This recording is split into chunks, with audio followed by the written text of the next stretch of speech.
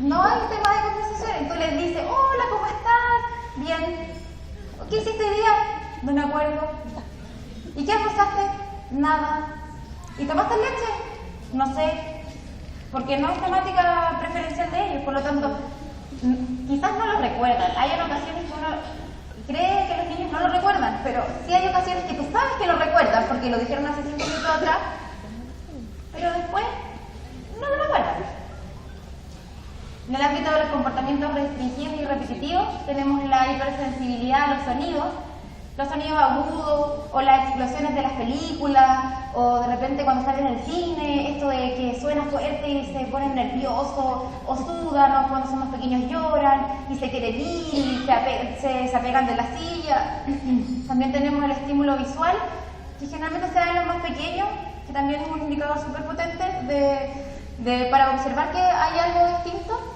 Las luces, el color de luces, de repente el rojo, el amarillo y el intercambio de luces, que sea, tenemos un juguete que tiene luces que parpadean todas juntas, o el arbolito de Navidad.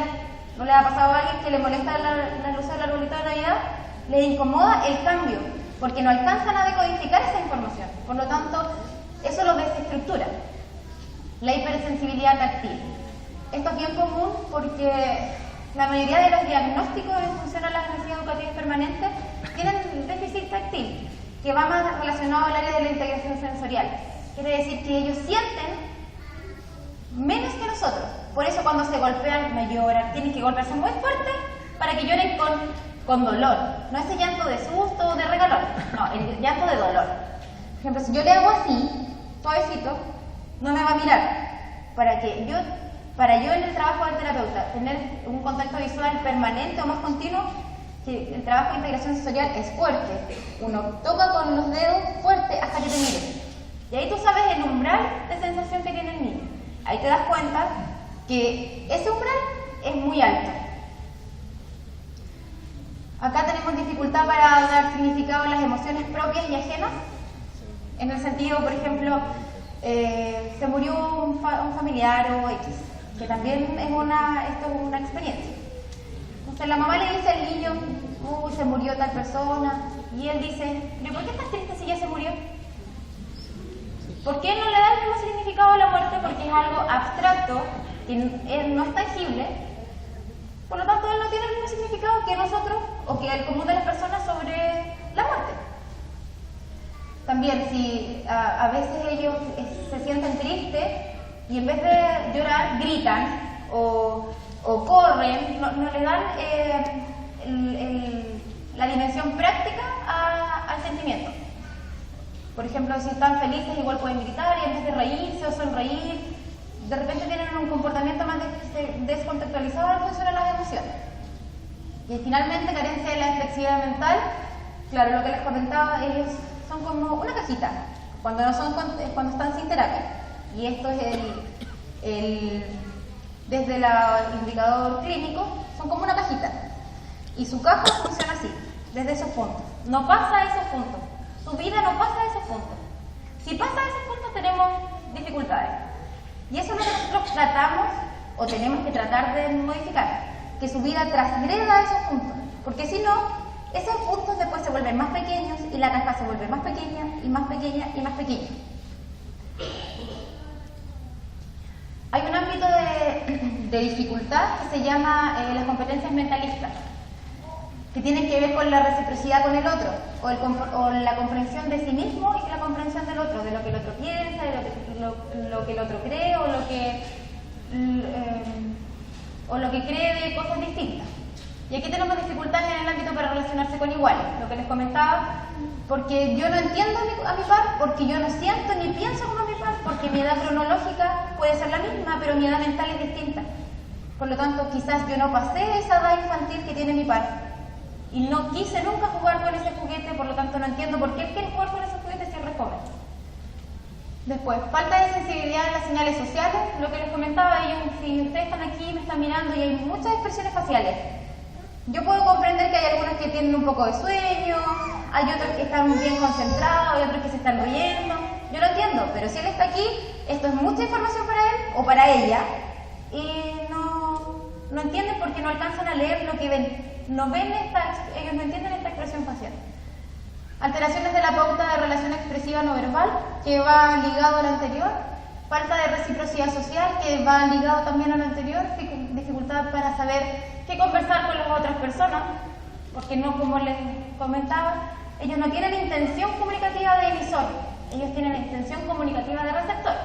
Yo recibo en función a lo que me dicen y veo si quiero recibir lo que me dicen. Pero yo querer conversar con el otro, no tienen esa intencionalidad. Dificultad para comprender las intenciones ajenas o las dobles intenciones, como les señalaba delante con lo del gato. Dificultad para interpretar los enunciados no literales, que aquí se ve bien reflejado en el ámbito del lenguaje y la comunicación en el colegio, que es un muy buen ejemplo. ¿Por qué? Porque tenemos niños de primero a tercero básico que tienen textos literarios o cuentos y los leen y las respuestas están exactamente escritas o las pueden leer de forma exacta en su libro. Pero después de tercero básico los niños empiezan con la habilidad de abstracción, que es un nivel muy básico. Ellos no logran ese nivel.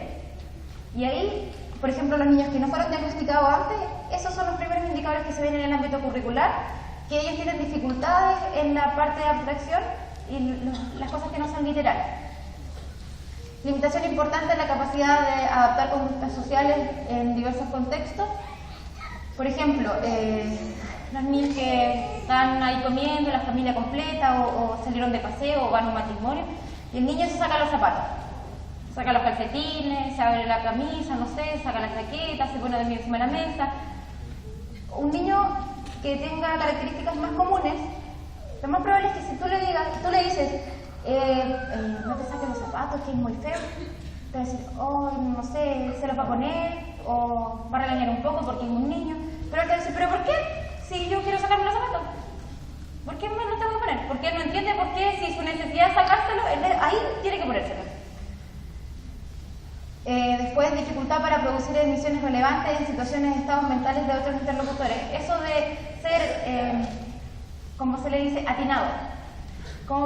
Para no ser, ¿cómo lo puedo decir? No meter las patas. Ellos siempre meten la pata. Siempre meten la pata. Siempre. No tienen empatía, claro. Acá tenemos los indicadores de alerta que son usados por los mismos profesionales y por las mismas familias de repente cuando empiezan a identificar que su hijo, su hermano, su nieto es un poco distinto.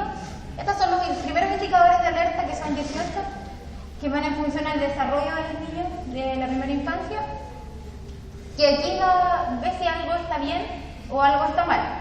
Dejar en claro también que no porque cumpla un indicador tiene síndrome de Asperger, o que cumpla 3. Tienen que ser cosas bien significativas. Por ejemplo, que sea muy pobre su integración y que no tenga contacto visual, eso indica algo.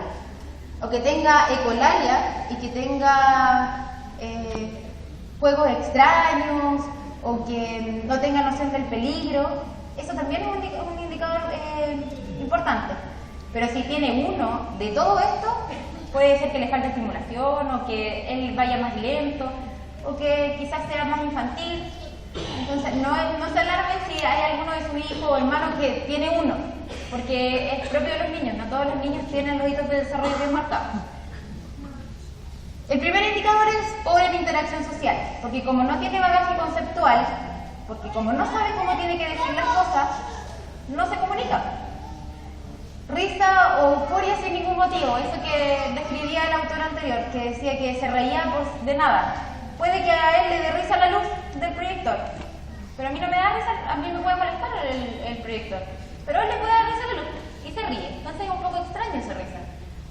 Poco o nulo contacto visual, generalmente caminan así. Tú le dices, mírame, están así, y les cuesta mucho conectarse, mirar a los ojos, mucho. Tú le dices, pero mírame, y le tomas la cara y está así, hasta que finalmente logra conectarse 3 segundos.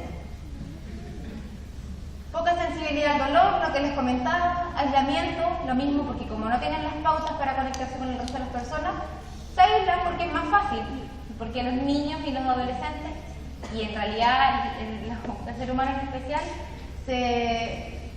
no se esfuerza tanto por conseguir algo que le cuesta. Girar objetos, que es parte del juego autoestimulatorio, que producen satisfacción. El apego a un objeto como conducta obsesiva, comportamiento de extrema hiperactividad o muy hipoactivo. No responden a métodos educativos regulares, porque generalmente los diagnósticos que tienen que ver con el trastorno generalizado del desarrollo, ahora trastorno del espectro del autismo, están bien vinculados con los artefactos tecnológicos. Por lo tanto, a ellos les interesa mucho más la tablet, el iPad, no sé, el iPhone, que la profesora escribe en una pizarra con plumón y ellos escribirlo en el cuaderno. O leer una guía de papel, que ni siquiera tiene colores, porque está en blanco y negro, por lo tanto no es un estímulo visual atractivo. No acepta cambios en la rutina, como les señalaba, ellos viven como en su cuadradito, en su cajita bien marcada, y no pueden romper esa clasificación porque es una organización conceptual que tienen a nivel cognitivo que les cuesta mucho romper. Carecen de poco sentido del peligro. Yo tenía un estudiante que jugábamos en el columpio del terapeuta ocupacional, y si tú le decías, teníamos colchonetas y todo para que no se pegara, le decías, ¿te quieres tirar? Sí. ¿Te vas a pegar? No. Y se tiraba, y caía así, el feliz, pero no entendía que eso era peligroso. Juegos extraños, como les comentaba. Ecolalia, que es repetir la última palabra de una frase. Por ejemplo, yo digo, hola señora Jenny. Repetir esa palabra constantemente. Evitar el contacto físico. El nivel proxémico corporal a ellos les molesta mucho. No es porque no quieran sentir, es porque es un cuerpo extraño. Entonces, como no es su cuerpo, aunque sea el de la mamá o el papá, les produce un poco de rechazo el contacto completo por esta dificultad de la integración sensorial que yo les comentaba. No responde a su nombre. Cuando no quiere responder, eso se llama sordera paradójica. Y cuando uno se hace el sordo y te están hablando y tú haces como que no estás escuchando, eso se llama sordera paradójica. Dificultad para expresar necesidades. Lo mismo que les comentaba anteriormente, el tema de que no poseen un bagaje conceptual y un significado de ese bagaje conceptual tan amplio. Entonces, como no saben decir lo que quieren pedir, no piden. O es muy errado su petición. Los berrinches típicos, los llantos, cuando se desestructura su ambiente o cuando su día se modifica. Si hoy día tenía que jugar play y la mamá le dice, no, hoy día vamos a ir al parque, eso es un problema, es una temática. Entonces, ahí empieza estos berrinches, los gritos, y estos niños tienen mejor desarrollo de la motricidad fina que de la gruesa. ¿Por qué de la fina? Porque como se fijan en detalles específicos, generalmente les gustan las cosas pequeñas. Entonces juegan con rompecabezas, les gusta meter estas cositas de los legos bien chiquititas, construir estas casas con esas piezas pequeñas. Pero si ustedes ven a un niño con síndrome de Asperger o con conductas TGD, van a ver que es un poco torpe, que camina o que si se pone debajo de la mesa se va a pegar en la cabeza, o que si se sienta puede que no le apunte la silla y se caiga. Esas son como las características que uno ve que es un poco torpe en el ámbito de motriz grueso. A continuación, les voy a mostrar un video que refleja un poco todas estas características que yo les he comentado y que les puede ayudar a clarificar algunas temáticas.